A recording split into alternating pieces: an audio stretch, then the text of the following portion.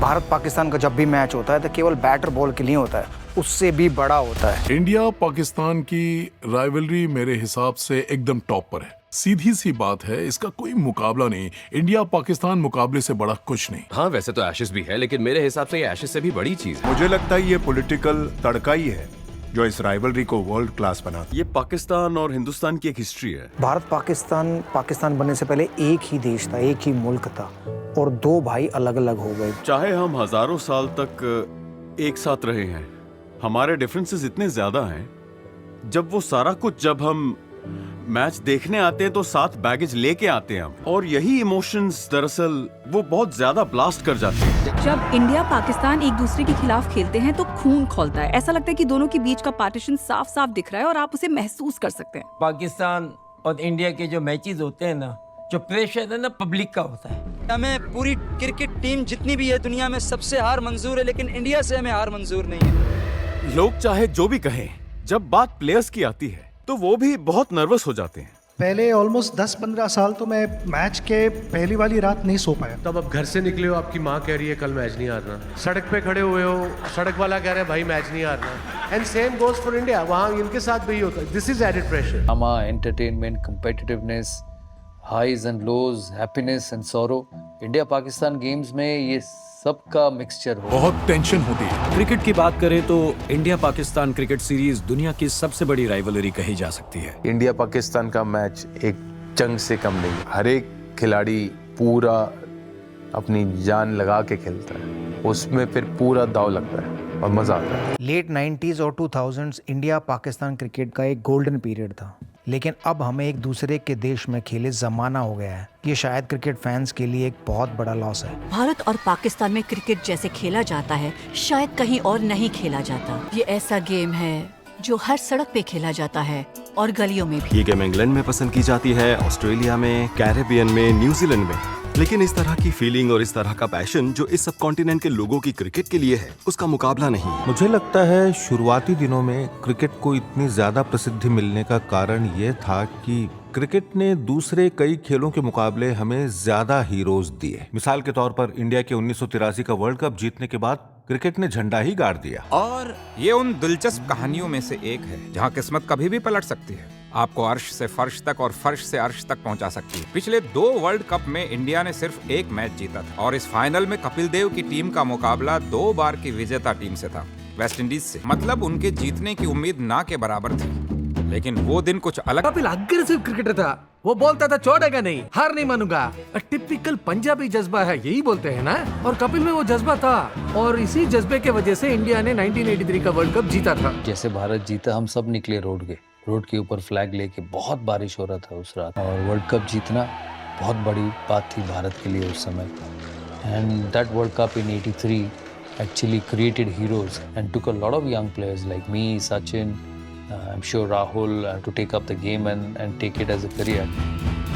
Indian cricket की style ही बदल गई, उनके रंग ढंग ही बदल गए। कह सकते हैं ये सब कुछ हुआ सचिन तेंदुलकर के आने से, जिसने भारतीय बल्लेबाजों को नया रूप। सचिन ने बॉलर्स को अटैक करना शुरू कर दिया था, ये बहुत ही अलग था। ऐसी एग्रेसिव बैटिंग काफी रिफ्रेशिंग थी। जब ज्यादातर मैचेस डिफेंस या ड्रॉ कराने के लिए खेले जाते थे, तब सचिन आए और बोले ठीक है हम ऐसा करते हैं, हम ये दबाव ओपोनेंट पर डालते हैं। वैसे तो हम कोशिश करते हैं कि मैच ड्रॉ हो जाए, पर इस बार हम कोशिश करेंगे कि मैच जीत जाए। सचिन मेरे हीरो थे और 92 का वर्ल्ड कप पहला था जब मैंने सचिन तेंदुलकर को खेलते हुए देखा। मुझे याद है कि मैं सुबह 5:30 बजे उठ के मैच देखता था। जब वो टीवी पर बैटिंग करने आते थे, मैं उनकी तरह बैटिंग करने की कोशिश करता था और सोचता था कि मुझे सचिन जैसा ही बनना है। जहां भारत क्रिकेट जगत में बड़े बड़े कदम रख रहा था, वहीं पाकिस्तान भी ज्यादा पीछे नहीं था। 1992 का वर्ल्ड कप पाकिस्तान के लिए बहुत अहम था। वो भारत से हार गए, बहुत ही बुरी तरह से हार गए। टूर्नामेंट से तकरीबन बाहर ही हो गए थे और फिर जैसे एक जख्मी शेर की तरह पलटवार किया। हमने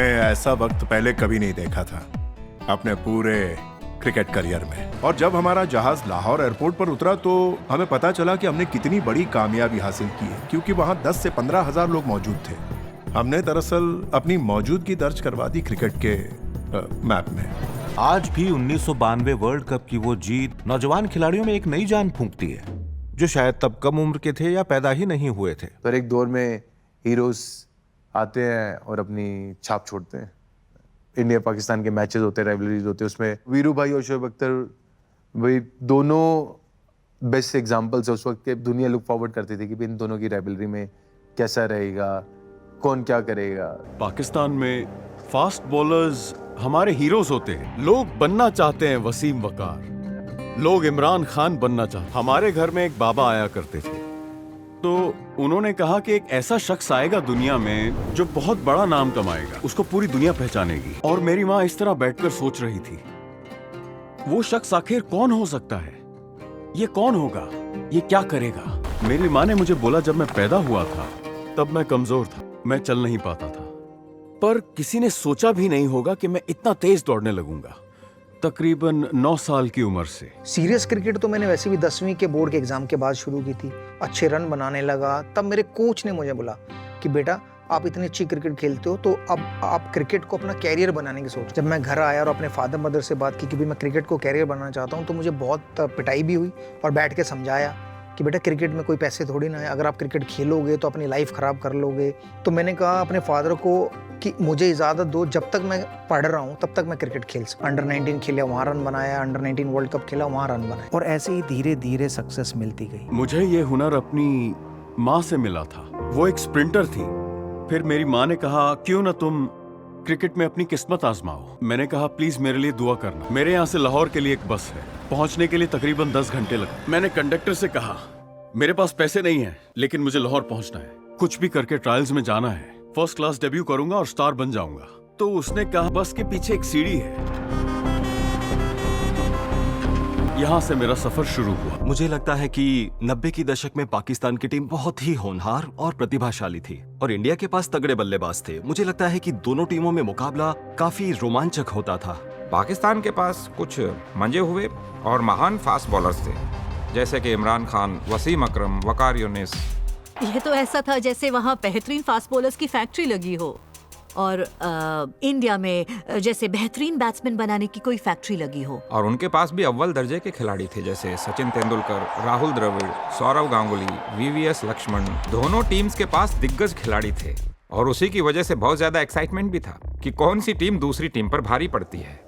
पर 90 के दशक में सियासी हालात बहुत तनावपूर्ण थे और कश्मीर का मामला बहुत गर्म था, इसलिए इंडिया और पाकिस्तान को एक दूसरे के मुल्क में खेलने का मौका ही नहीं मिला। तो इसलिए उन्होंने 1999 में क्रिकेट के रिश्ते फिर से बहाल करने की कोशिश की, लेकिन ये पाकिस्तानी दौरा बहुत तनावपूर्ण था और ये मेरे हिसाब से बेमिसाल टूर था। पाकिस्तान की क्रिकेट टीम का पिछला भारत दौरा 1987 में हुआ था। इस बार पाकिस्तानी टीम 2 टेस्ट मैचों के अलावा एक एशियन टेस्ट चैंपियनशिप और एक त्रिकोणीय वनडे सीरीज भी खेलेगी। The 2 test matches will be played, the first at Delhi and the second will be either at Kanpur or at Chennai. जैसे ही अनाउंसमेंट हुई तो विरोध भी शुरू हो गया। Suspected Shiv Sena activists had entered the offices of the Board of Control for Cricket in India in Mumbai and smashed the place, ostensibly to protest against the scheduled India-Pakistan cricket series.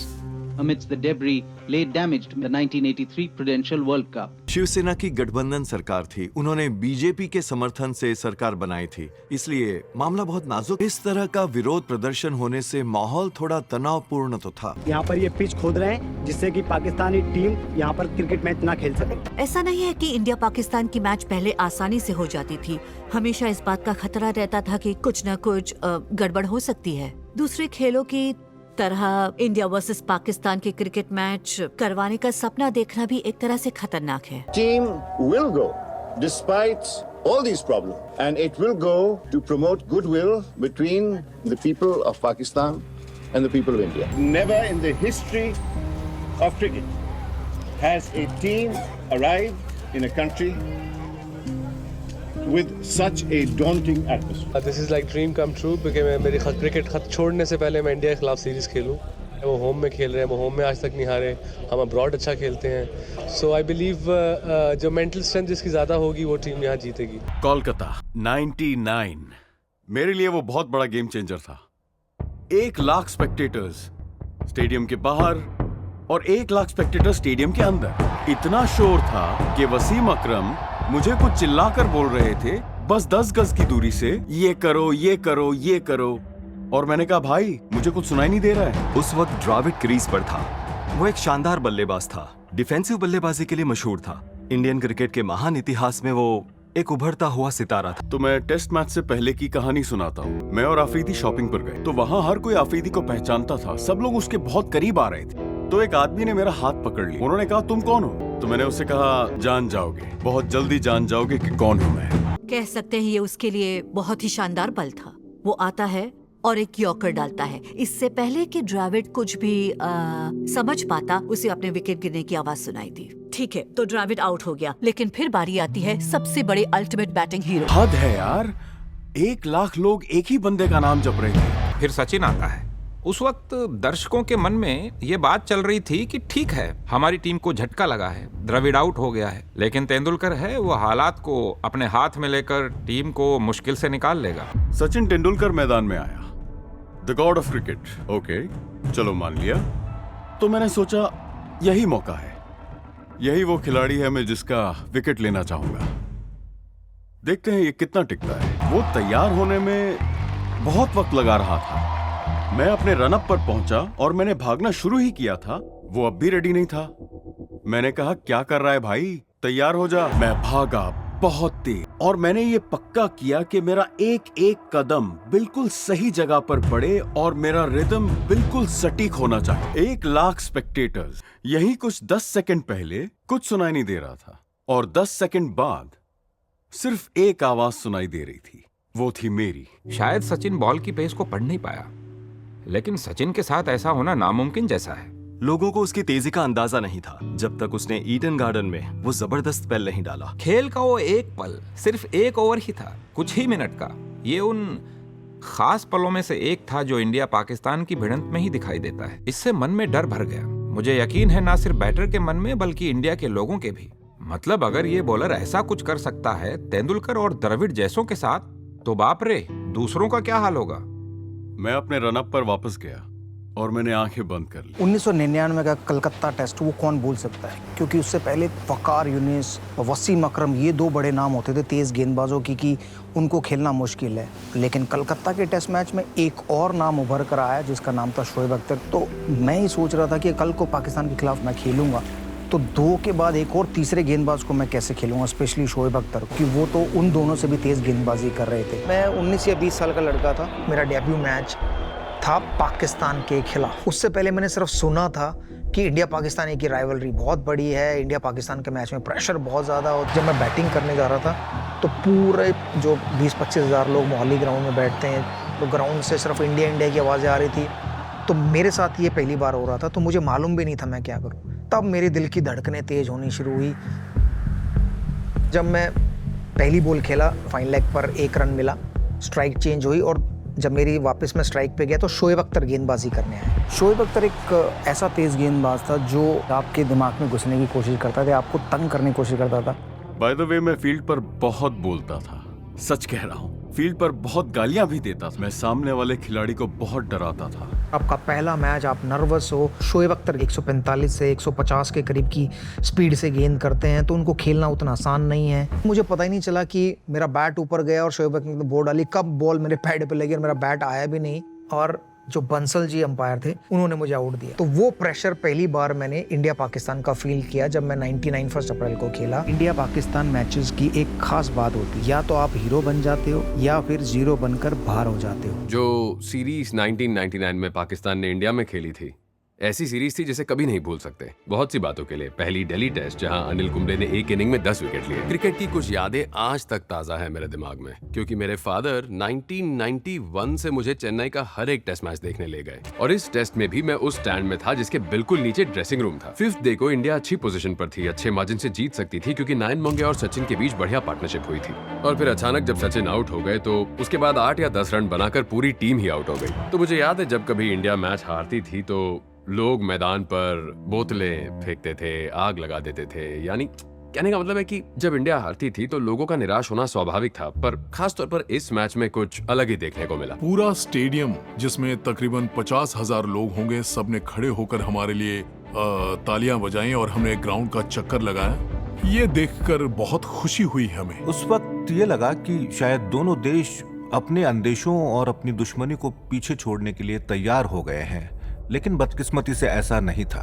1999 में पाकिस्तानियों ने कारगिल की पहाड़ियों पर कब्जा कर लिया, चोरी छुपे चालाकी से, वो भी मुशर्रफ के इशारे पर। कारगिल शायद इंडियन टीवी पर दिखाई जाने वाली पहली जंग। इस तरह के हालात में दोनों देशों के रिश्तों में किसी भी तरह का सुधार होना मेरे हिसाब से मुश्किल है। और अभी तो 2 महीने पहले पाकिस्तान क्रिकेट टीम का इंडियन टूर पूरा हुआ और फिर ये सब हो गया।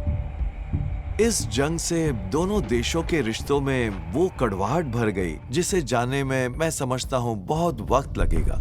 एक जमाना था जब आप बता सकते थे कि क्रिकेट में कौन किस चीज में बेहतर है, पर इसे समझने के लिए आपको इन दोनों देशों को अच्छे से समझना होगा, खासकर पाकिस्तान को, क्योंकि वो आक्रामक थे कई मायनों में, क्योंकि उनके पास फास्ट बॉलर्स थे। लगता है ये हमारे खून में है, मतलब हमारे अग्रेशन की वजह से ही पाकिस्तान से फास्ट बॉलर्स आते हैं और ये हमारे अंदर हमेशा से है। शायद यही वो चीज है जो नए नए लड़कों को इंस्पायर करती है। बहुत हैरानी की बात है कि इतनी गर्मी में खराब पिच पर भी आज भी हम फास्ट बॉलर पैदा कर पा रहे हैं। ये तो दीवार पर सर फोड़ने जैसा है। आप जानते हैं इसमें आपके लिए कुछ नहीं है, फिर भी आप भरोसा कर रहे हैं, 30 गज भाग रहे हैं और बैटर को आउट करने की कोशिश कर रहे हैं। ये एक एटीट्यूड है।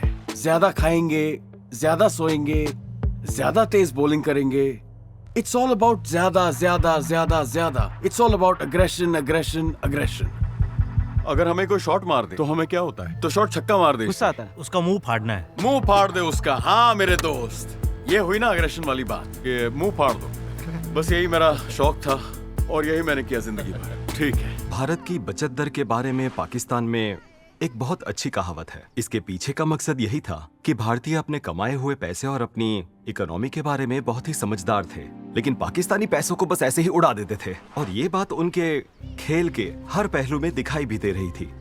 मेरे ख्याल से ये सारी चीजें जाहिर होती थी पाकिस्तान की गेंदबाजी से और इंडियंस की बल्लेबाजी से। इंडियन स्टाइल है या ब्रिटिश हमारे यहाँ आकर क्रिकेट को सिखा के गए थे या बता के गए थे कि क्रिकेट ऐसे ही खेला जाता है। दरअसल सुनील गावस्कर वो मुख्य नायक थे जो एक प्रतीक थे क्लासिक बल्लेबाजी के।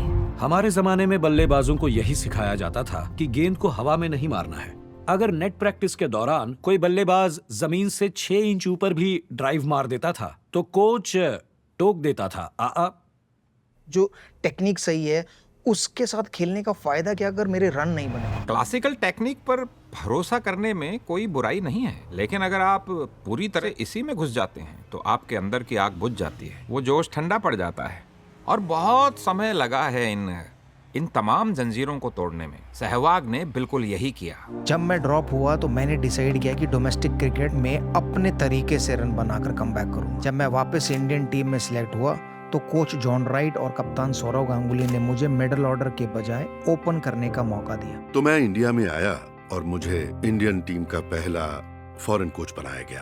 पहली बार मैं वीरेंद्र सहवाग से मिला था, शायद वो 6 नंबर पर खेलता था। मैंने उनको एक दिन बोला कि यार तू इतना बड़ा टैलेंट है, तू ड्रेसिंग रूम में बैठ के क्या करेगा, ओपन कर। उसने कहा नहीं मैंने कभी तो किया नहीं, 2-3 फेल हो जाऊंगा, आप ड्रॉप कर देंगे मुझे। मैंने कहा नहीं ड्रॉप नहीं करूंगा, तू टीम के लिए खेल रहा है। वनडे में मेरे साथ ओपन किया, 60-70 बॉल में 100 बनाई, अलग ही प्लेयर लगा। उसके बाद से वो रुके नहीं। 2 तरह के ओपनर्स होते, एक गावस्कर जो बॉल छोड़ते रहते थे और दूसरा सहवाग जो मारते थे। तो गावस्कर के बाद सबसे बड़ा ओपनर है वीरेंद्र सहवाग। कह सकते हैं उसका रवैया बहुत ही अलग था। मैदान पर बॉलरों की धुलाई करना, उसे देखकर बहुत मजा आता था। तो मुझे चौके छक्के मारने में मजा आता था।